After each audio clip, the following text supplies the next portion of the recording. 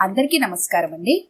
ఈరోజు మనం ఇలపావులూరి మురళీమోహన్ రావు గారు రచించిన ఎర్ర సూట్ కేసు అనే ఒక చక్కటి కథను విందాం. ఇక కథలోకి వెళ్దాం. రాత్రి 9 గంటలైంది. గుంటూరు బస్టాండ్ ప్రయాణికులతో కిటకిటలాడుతోంది. దాదాపు 100 బస్సులు వివిధ ప్రాంతాలకు వెళ్లడానికి సిద్ధంగా ఉన్నాయి. ప్రయాణికులు లగేజీలను చేతపుచ్చుకొని అటు ఇటు పరుగులు తీస్తున్నారు.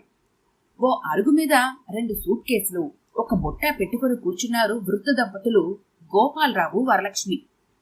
టీవీ సెట్లలో ఏవో ప్రకటనలు ప్రసారమవుతున్నాయి. కొంతమంది వాటిని ఆసక్తిగా తిలకిస్తున్నారు. వృద్ధ దంపతులు కూడా నోళ్లు తెరుచుకొని అటే చూడసాగారు. అకస్మాత్తుగా ఒక ప్రకటన వచ్చింది. ప్రయాణికులకు ఆర్టీసీ వారి విజ్ఞప్తి. కొంతమంది దొంగలు ప్రయాణికుల రూపంలో బస్సులో వస్తుంటారు. దోపిడీ జరిగిందాకా ఎవరు దొంగలో ఎవరు ప్రయాణికులో తెలియదు. కావున ప్రయాణికులందరూ వీలైనంత తక్కువ లగేజీతో ప్రయాణించండి. ఆభరణాలు ధరించవద్దు. ప్రయాణంలో అప్రమత్తంగా ఉండండి.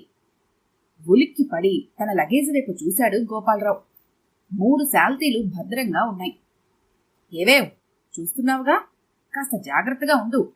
మంగళసూత్రాన్ని జాకెట్కు పిన్ చెయ్యు. ఎర్ర సూట్ కేసులు జాగ్రత్తగా చూస్తూ ఉండు, సహజ ధోరణిలో అన్నాడు గోపాలరావు.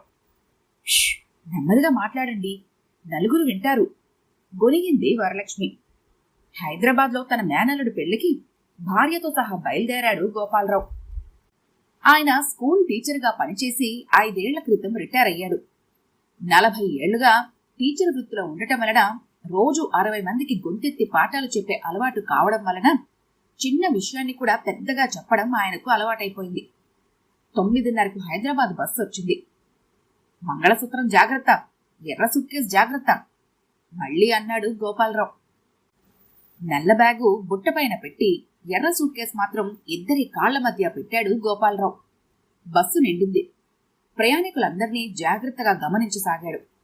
అందరూ టిప్ టాప్ గా ఉండి పెద్ద పెద్ద సూట్ కేసులను, ఎయిర్ బ్యాగ్లను భారంగా అటక మీద పెడుతూ సీట్ల నంబర్లను చూసుకుంటున్నారు.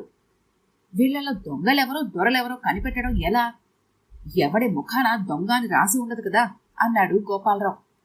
ఆయన వెనుక సీట్లో 2 యువకులు కూర్చొని ఉన్నారు. వారిలో ఒక అతను నవ్వుతూ, అసలు బస్సు ఎక్కేటప్పుడే అందరినీ థరోగా చెక్ చేసి అనుమతించాలి. అదే అమెరికాలో అయితేనా అంటున్నాడు. అమెరికా దాకా ఎందుకు, మన దేశంలోనే విమానం ఎక్కేటప్పుడు బట్టలు ఊడదీసి చెక్ చేయడంలా అన్నాడు మరో యువకుడు. ఆర్టీసీ వాళ్ళకి ప్రయాణికులను దోచుకోవడమే తప్ప ప్రయాణికుల భద్రత ఏమాత్రం పట్టదు. ఎవడి చేతిలో కత్తుంటుందో, ఎవడి జేబులో బాంబు ఉంటుందో తెలియదు. గమ్యం చేరితే అదృష్టమే. 27 సీట్లు ఆయన ఓ విసురు విసిరాడు. ఎవరి జాగ్రత్తల్లో వాళ్ళు ఉండాలి. పాపం ఆర్టీసీ వారు మాత్రం ఎంతని చేయగలరు? టికెట్ చెక్ చేసేటప్పుడు నువ్వు దొంగవా దొరవా అని అడగలేరు కదా, సానుభూతిగా అన్నాడు మరొక ఆయన. దొంగలంటే మహా 2-3 ఉంటారు. మిగిలిన 30 మందిని ఏకమైతే ఎముకలు విరగ్గొట్టలేమా? కత్తి చూస్తే వణుకుపోతారాయే జనము, విమర్శించాడు కుర్రాడు. గోపాలరావు బస్సులో ప్రయాణికులందరినీ తేరిపారా చూశాడు. 10 మంది స్త్రీలు, 24 పురుషులు ఉన్నారు. వారిలో 20 మంది దాకా తమలాంటి వృద్ధులే. అనుమానించదగ్గ వారెవరూ కనిపించలేదు. 10 గంటలకు బస్సు బయలుదేరింది. క్షేమంగా గమ్యం చేర్చమని భగవంతుణ్ణి ప్రార్థించాడు గోపాలరావు. ఊరు దాటగానే లైట్లు ఆఫ్ చేశాడు డ్రైవరు. ఏమేవ్ నిద్రపోకు, ఎర్ర సూట్ కేసు జాగ్రత్త అరిచాడు గోపాలరావు. అబ్బా, నా కాళ్ళ దగ్గర ఉందిలేండి, అరవకండి విసుక్కుంది వరలక్ష్మి. విజయవాడలో 10 నిమిషాలు ఆగింది బస్సు. ఎవ్వరినీ ఎక్కనివ్వలేదు కండక్టరు. ఏమేవ్ ఎర్ర సూట్ కేసు ఉందా? బస్సు తిరిగి బయలుదేరబోతుండగా అన్నాడు గోపాలరావు. నిద్రమత్తులో అన్నది వరలక్ష్మి.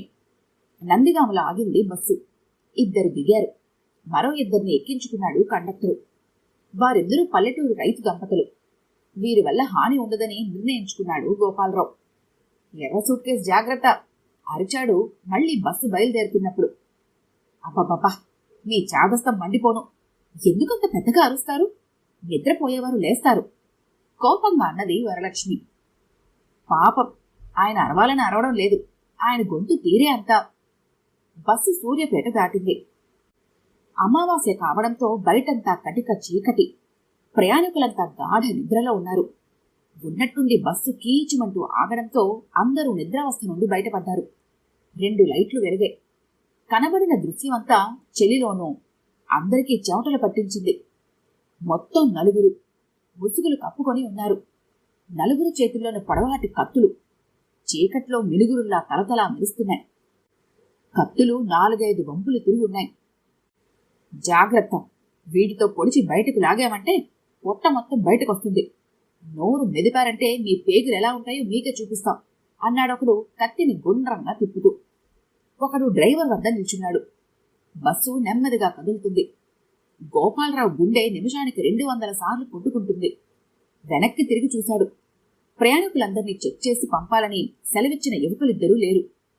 ఆర్టీసీ వారికి భద్రత కల్పించడం చేతకాదని విమర్శించినంతనూ లేడు.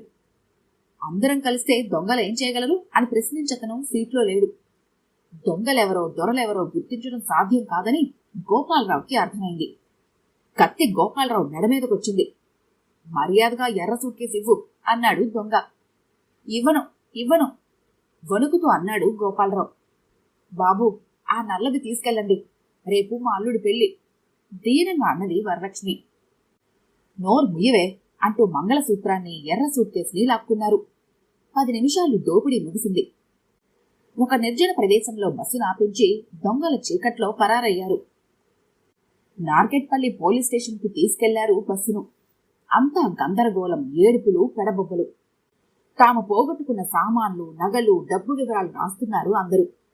పనిలో పనిగా 4 తులాల గొలుసుపోతే 6 తులాల గొలుసని, 2 గాజులు పోతే 4 గాజులని, 100 రూపాయలు పోతే 10,000 పోయాయని, మొత్తం దోపిడీ 60-70 వేలకు జరిగితే దాదాపు 10 లక్షల రూపాయలు దోపిడీ జరిగినట్లు రాసేశారు పెద్ద మనుషులైన ప్రయాణికులు. తెల్లవారుగానే పెళ్లి ఉందని సెలవు పుచ్చుకున్నారు గోపాలరావు దంపతులు. మాస్టారు, ఎర్ర సూట్ కేసరి 100 సార్లు అన్నారు, ఏముంది దానిలో ఆసక్తిగా అడిగాడు కండక్టరు. నవ్వాడు గోపాలరావు. చిరిగిపోయిన పాత గుడ్డలు, డబ్బు బంగారం అంతా ఈ ప్లాస్టిక్ బుట్టలో ఉన్నాయి భద్రంగా. దొంగల దృష్టి మళ్లించాలని అలా అన్నాను అన్నాడు. మరి మీ ఆవిడ గొలుసు?